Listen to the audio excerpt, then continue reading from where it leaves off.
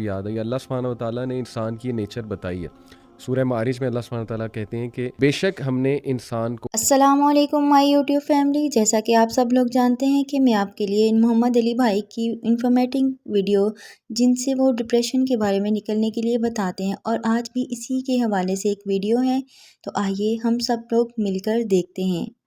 नमाज तुम्हारी इन चीज़ों को चेक करेगी। सुभान अल्लाह। सजदा करो अल्लाह के आगे, और वही आपके वाली बात है कि यकीन।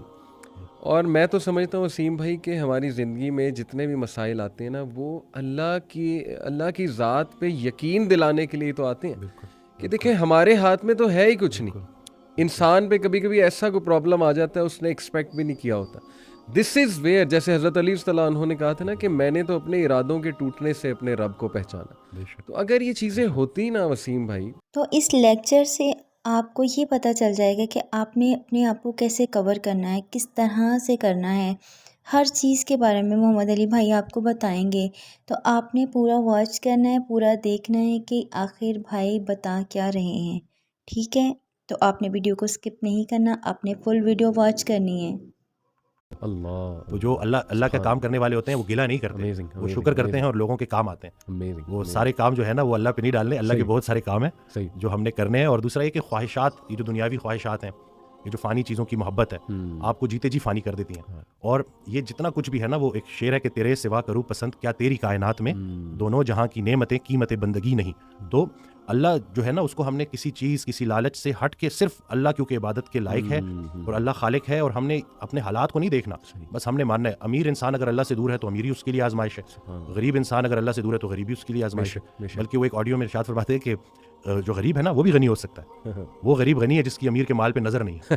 तो अब वो देखे ना कि कितना कितना आसान है हमारे लिए ना, जबरदस्त। लेकिन यही है कि उसको प्रैक्टिस करना। और फिर यही है कि जो कामयाबी का हमने जो एक मयार रख दिया है, वो सिर्फ यही है कि बैंक बैलेंस और यही सब कुछ। तो इंसान भी बेचारा ना बड़े बड़े घर बनाता है और सोता उसी एक छोटी सी तंग सी जगह पे है, बिस्तर पे, जितनी उसने कब्र में सोना है। और यह कि हज़रत कहते हैं कि जो चीज़ें तुमने अपने मरने के बाद वैसी छोड़ जानी, उसको अपनी ज़िंदगी में क्यों ना छोड़ दो। एक और जगह कहते हैं कि जिनको तुमने अपने मरने का गम दे के जाना है, उनको अपनी ज़िंदगी में थोड़ी खुशियाँ तो दे जाओ। वसीम भाई, ये कोट है इशफाक अहमद साहब का मेरे सामने कि डू यू थिंक कि ज़िंदगी वाकई इतनी मुश्किल है? बिल्कुल। असल में दुनिया की सबसे जो गैर यकीनी चीज़ है ना वो ज़िंदगी है, और सबसे यकीनी चीज़ मौत है। तो ज़िंदगी में ना वो इरादे टूटते हैं और आहिस्ता आहिस्ता गम आते हैं, और आपको पता चलता है कि ठहरना मुश्किल ही है। लेकिन जो अल्लाह के साथ रुजू कर लेते हैं, उनको ये बात समझ लगती है कि जाना तो हमने है, लेकिन जाने से पहले कुछ काम तो करने हैं ना। तो वो जो काम है, मसरूफ़ अमल, अभी हम बात कर रहे थे कि जो अल्लाह के काम कर रहा है, जो मसरूफ़ है, तो फिर वो इन चीज़ों को अपने ऊपर, इस गम को अपने ऊपर हावी नहीं होने देता। हज़रत वासिफ़ रहमतुल्लाह एक शेर पढ़ा करते थे कि गम भी गुज़श्तनी है, खुशी भी गुज़श्तनी, कर गम को इख्तियार के गुजरे तो गम ना हो। तो यानी कि गम को कबूल करना है, उसको रीड करना है, और उसमें ना बड़ा लेसन है। सही बात। तो ये अल्लाह ताला हमारी बर्दाश्त, सबसे बड़ी कुव्वत बर्दाश्त है। बिल्कुल सही। तो हमारी ये बर्दाश्त बढ़ाने के लिए अल्लाह ताला गम भेजता है। सही।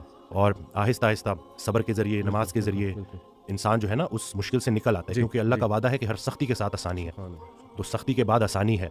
और अक्सर लोग जो नाउमीद हो जाते हैं ना, तो अल्लाह की रहमत से नाउमीद होना असल में अपने मुस्तकबिल से नाउमीद होना है। तो जब आप अल्लाह से पुरुमीद रहते हो, होपफुल रहते हो, तो फिर वो दिन खैर से गुजर जाते हैं। क्या बात। वसीम भाई, अगर हम दुनिया पे नज़र दौड़ाएं, ऐसे ऐसे गम है ना, यानी लोगों की जब स्टोरी सुनते हैं और ओवरऑल वर्ल्ड में देख लें आप, और जो हिस्ट्री में पास्ट में हुआ है, मतलब ऐसे ऐसे गम आपको नज़र आएंगे ना कि इंसान रो पड़ता है कि यार वाकई दुनिया में बड़ा गम है। लेकिन अगर हम यहीं पे रुक जाए ना कि बस दुनिया में बड़ा गम है, ज़िंदगी बहुत मुश्किल है, तो फिर तो होपलेसनेस है, फिर तो जो है ना वो एक डार्कनेस है, एक अंधेरा है। दैट्स वाई आई से टू पीपल कि देखो, जो एथिज्म है वो यहीं पे रुक जाता है। वो कहता है कि बस we are all here and we are doomed, और बस ठीक है, सफरिंग भी है, केओस भी है, डार्कनेस भी है, अब क्या कर सकते हैं। बट जब तक इस्लाम हमारे पास है ना वसीम भाई, देखें अल्लाह सुब्हानहू व तआला ने पहले ही हमें बता दिया, जैसे आपने कहा ना एक्सेप्टेंस, अल्लाह ने हमें एक्सेप्टेंस दिलाई है कि देखो इसको एक्सेप्ट करो कि ये दुनिया एक मुश्किल की जगह है, यहाँ तुम्हें मुशक्कत करनी होगी, स्ट्रगल करनी होगी, वी विल टेस्ट यू।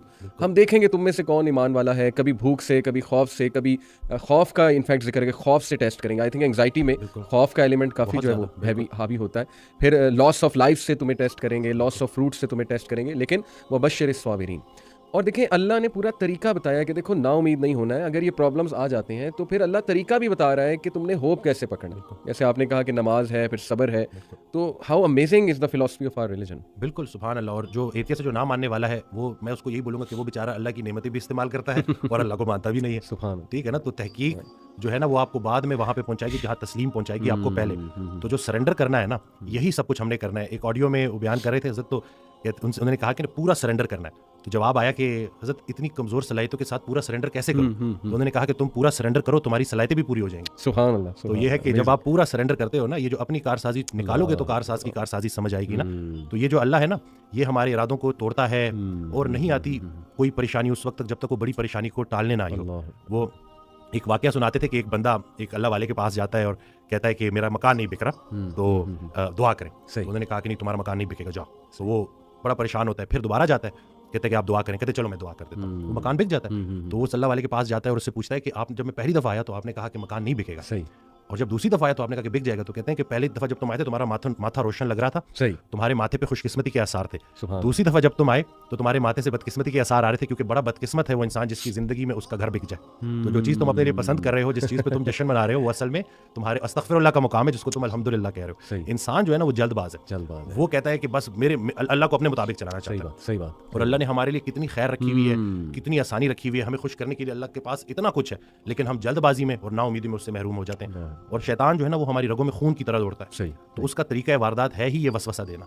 वसवसा जो है ना वो ईमान की नफी है, और यकीन जो है ना वो वसवसे की नफी करता है। क्या बात। तो हमने यकीन को पुख्ता करना है। यकीन नूर है, शक अंधेरा है। तो इसी तरह से ये वसवसे के ऊपर सवाल किया गया, तो हज़रत कहते हैं कि मेरा अल्लाह पे यकीन बेगुमाह है जो इल्म बन गया, तुम भी